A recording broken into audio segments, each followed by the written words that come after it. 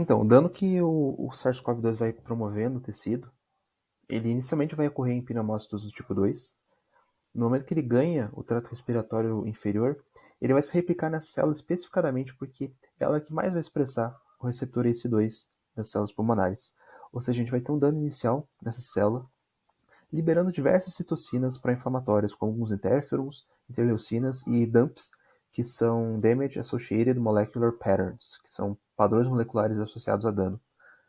E isso de uma forma, uma espécie de um loop, vai promover a ampliação dessa lesão, ampliação do processo inflamatório e vai promover aqueles sinais característicos de uma inflamação, como aumento da permeabilidade vascular, elevando o edema e aumentando muito a diapedese. Esse vírus ele tem um potencial muito grande de recrutar neutrófilos e monócitos.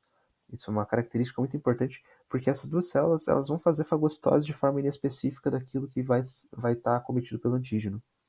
Ou seja, os neutrófilos e monócitos vão liberar aquelas enzimas lisossomais que vão danificar de forma indiscriminada todo o parênquima que está cometido pelo vírus.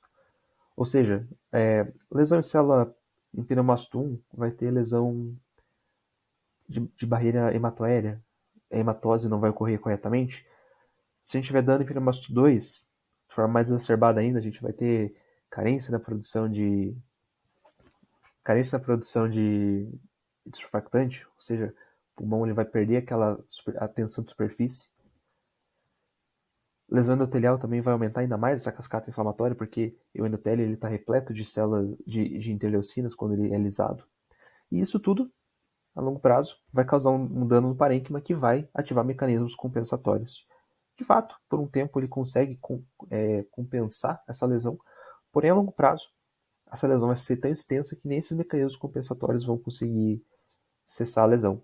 Então a gente vai ter pacientes que vão entrar em síndrome da angústia respiratória aguda, ou ARDS, que é Acute Respiratory Distress Syndrome. Quando essa síndrome acomete humanos, a gente vai ter a doença chamada Covid-19. De forma resumida, então, a gente vai ter edema alveolar pelo aumento da permeabilidade vascular, vai comprometer aquele ambiente para a hematose, a gente vai ter uma dificuldade mecânica e biológica de ventilação pela baixa produção de surfactante, ou seja, vai aumentar muito aquela superfície de tensão para você respirar, tem que puxar o ar, mas o ar não vem, é aquela sensação.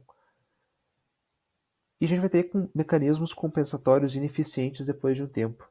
Isso tudo vai levar a um quadro de hipoxemia e potencialmente óbito quando não tratada. Ou mesmo tratada quando o pulmão está muito acometido, né? Na microscopia a gente tem algumas lesões características. A primeira delas é a formação de trombos e coágulos intravasculares. Isso é muito importante porque é um mecanismo da própria doença. Ela consegue formar esses trombos, e eles microtrombos no caso, e eles acabam caindo na circulação periférica e vão causar infartos em regiões de extremidades, como por exemplo o ponto de dedos. No começo da pandemia, inclusive a BBC foi uma das primeiras que relatou isso, os dedos de Covid são infartos em regiões de extremidade que vão causar necrose daquela região, principalmente nos dedos do pé. Isso é um bom tema para pesquisar depois, assim, por quem tiver curiosidade. A gente também vai ter um aumento muito grande de celularidade, então a gente vai ter infiltrados inflamatórios aqui, principalmente de monócitos e neutrófilos, mas também, eventualmente, depois de alguns 2 ou 3 dias, a gente vai ter linfócitos. E essa imagem da direita aqui é uma imagem de um pulmão de paciente que se recuperou da doença, mas acabou vindo a óbito alguns dias depois, justamente porque a gente teve comprometimento do pulmão, do parênquima pulmonar. A gente tem um fibrosamento aqui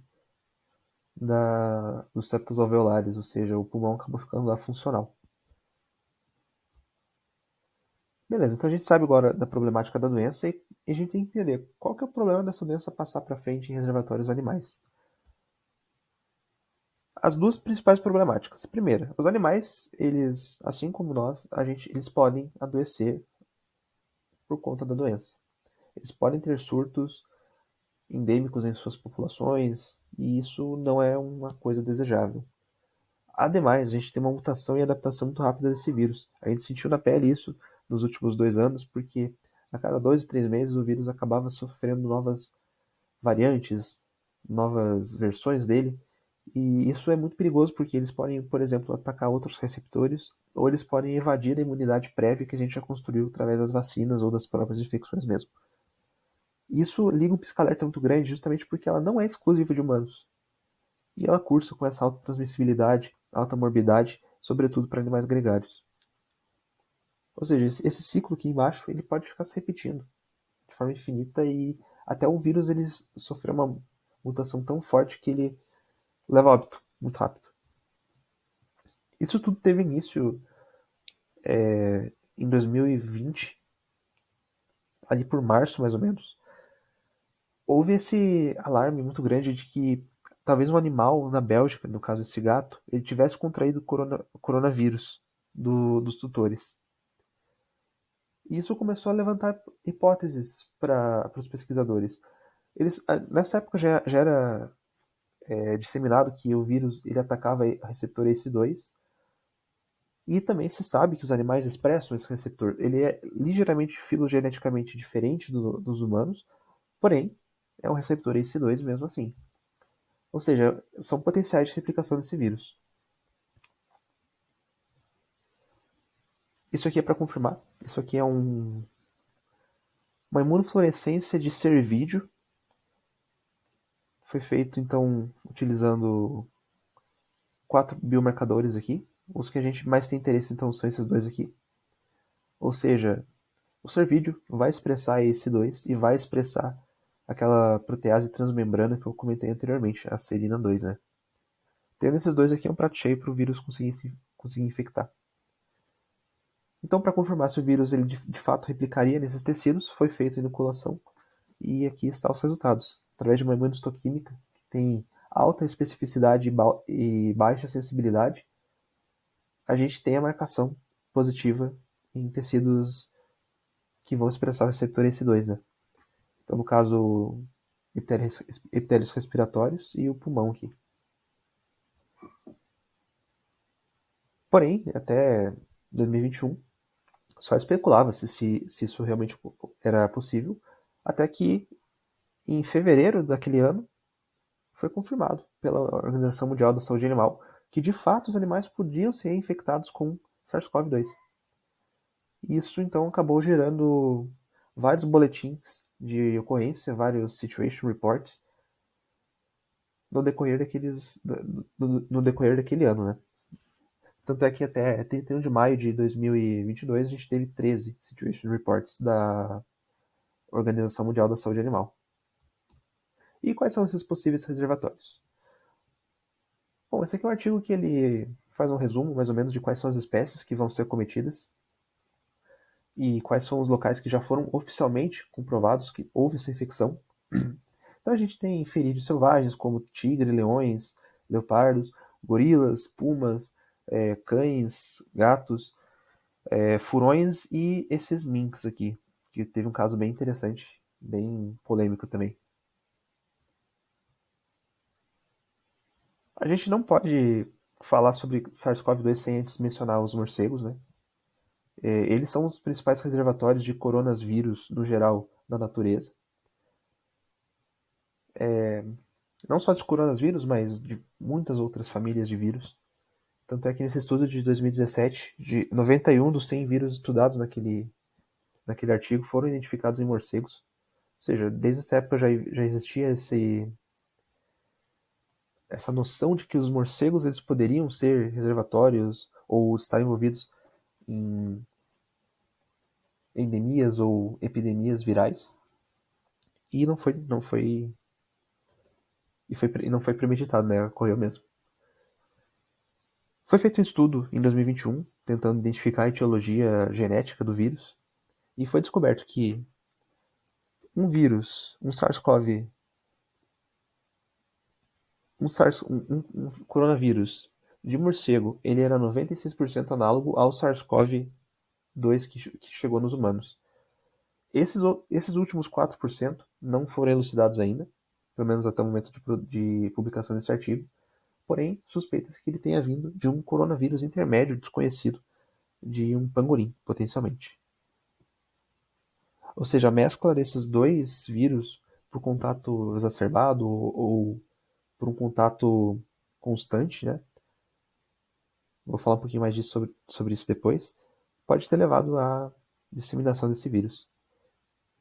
E sim, morcegos no geral são reservatórios de muitos outros patógenos, né? O vírus da raiva eu acho que é o mais comum, mais conhecido mundo afora. Alguns casos que merecem atenção aqui, então, de infecção em animais selvagens. Esse aqui foi um caso bem interessante, foi em 2021, num zoológico na Califórnia, lá em San Diego. Como o receptor ACE2 dos gorilas ele é muito filogeneticamente semelhante a humanos, era uma questão de tempo até o vírus conseguir, por um spillover, né, chegar nessa espécie. E foi o que aconteceu em 2021. Só que os animais tiveram sinais clínicos bem brandos, quando comparados à nossa espécie, né, aos humanos. E tiveram sintomatologia respiratória também. Felinos selvagens também tiveram, e domésticos tiveram vários relatos ao redor do mundo, novamente demonstrando sinais clínicos respiratórios brandos. Esse aqui é um caso muito interessante. Quando a pandemia ela estourou mundialmente, ali em março,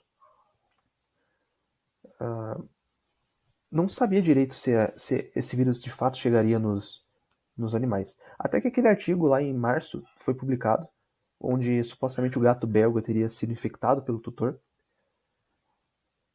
E isso gerou um alarme muito grande e potencialmente gerou algumas fake news sobre isso. Ou fake news momentâneas, porque não sabia se de fato o vírus chegava nos animais. Aconteceu que em abril daquele ano, provavelmente embasado naquele artigo que foi publicado e da notícia, funcionários de uma fazenda de minks na Holanda, eles foram positivados para coronavírus, né, foram positivados para Covid, e isso ocorreu durante o expediente deles nessa fazenda. E suspeitou-se que por conta dos minks apresentarem sintomatologia respiratória, eles achavam que eles estavam com coronavírus também. E por conta disso houve um abate sanitário de mais de 1 milhão desses animais. Eles cumprem a maior parte daqueles fatores predisponentes, tipo eles são gregários, eles vivem em conjunto, né? E por conta do método de criação intensivo também eles estão bem aglomerados, ou seja, favoreceria a disseminação da doença. E isso ligou um pisca-alerta, né? Então, e houve o abate sanitário dessa espécie. Outra espécie que também pode ser cometida são cervídeos. Esse estudo aqui da Nature, ele fez um estudo sorológico de 380 indivíduos de uma população selvagem e constatou-se que houve uma soroprevalência de 40% de IgG, que é específico, né, para SARS-CoV-2 em uma população naquela região. Ou seja, os animais eles já estavam sendo vítimas de um spillover desse vírus. Eles também cumprem aquele pré-requisito de ser animal gregário e que potencialmente se infectou por contato com humanos. Cervídeos eles podem entrar em contato com o vírus, por exemplo, em contato doméstico através de invasões domiciliares, né? Pessoas que moram próximo de matas podem sofrer com essas invasões. Mas principalmente a atividade de caça é muito importante. O humano, por exemplo, ele pode transmitir o vírus para uma carcaça contaminada e outros cervídeos eles podem vir, por exemplo, cheirar e acabar se infectando, ou o cervídeo em si pode acabar passando o vírus para o humano através das suas secreções ali no momento da manipulação do material após a caça. Dos animais infectados aqui, eles apresentavam sinais subclínicos daí, também mantendo aquela tradição. Animais de produção, houve muito questionamento, principalmente aqueles animais que são de produção intensiva e com grande densidade por metro quadrado.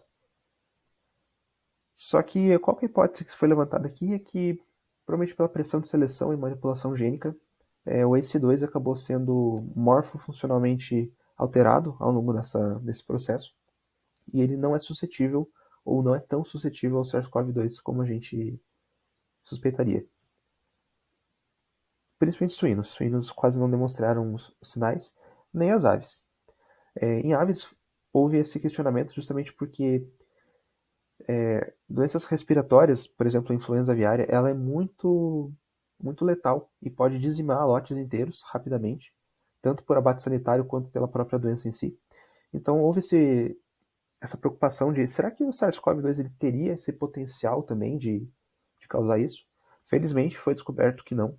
Foi feito inoculação em frangos, perus, patos, gansos e não foi detectada nenhuma doença, nem replicação, nem anticorpos, então isso foi um bom sinal. Foi concluído então que aves não possuem essa função na manutenção viral ou do ciclo viral. E quais são os desafios para isso? Beleza, a gente entendeu a doença, a gente entendeu quais são as espécies acometidas. E quais são os desafios para evitar que isso ocorra? Primeiro, questões culturais. Mercados exóticos são as principais fontes de contato de pessoas com esses vírus em animais selvagens. Só que uma questão cultural é muito difícil de ter uma intervenção nisso, né? Ademais, a gente também tem outra atividade cultural, a caça. É um outro fator que pode levar ao contato direto com tecidos, com órgãos, com secreções. E se a pessoa que está exercendo essa atividade não tomar cuidado, ela pode facilmente ou se infectar ou acabar passando esse vírus para o cadáver. E quando outras espécies vêm ali farejar, cheirar, eles podem ser infectados também. E a coexistência em algumas localidades é muito cultural isso também. Coexistir em regiões com animais selvagens. E isso é um potencial muito grande para que o vírus seja transmitido dessa população selvagem para os humanos. Porém, os mercados exóticos ainda são os principais desafios. A gente olha para fotos de mercados exóticos, não tem aquela credibilidade sanitária tão grande. E isso aqui potencialmente pode levar a essa recombinação higiênica de dois vírus de espécies diferentes ou algo desse gênero, né?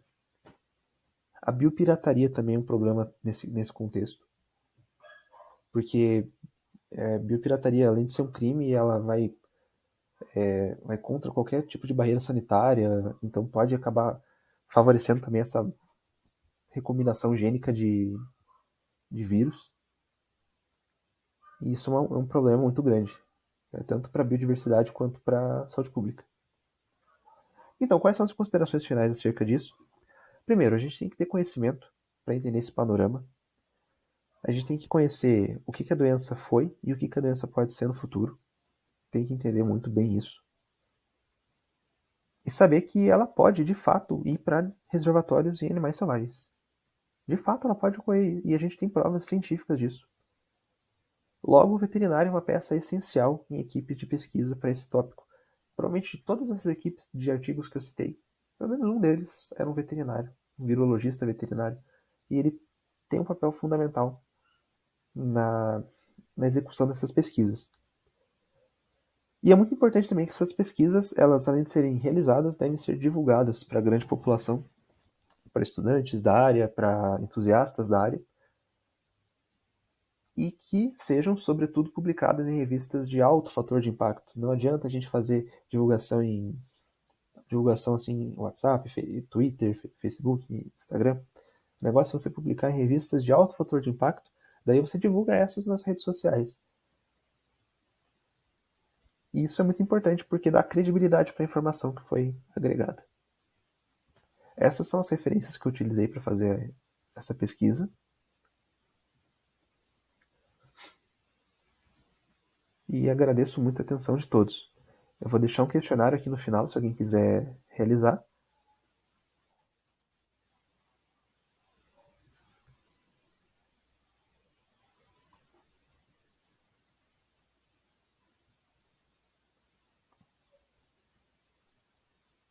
E aqui está o gabarito.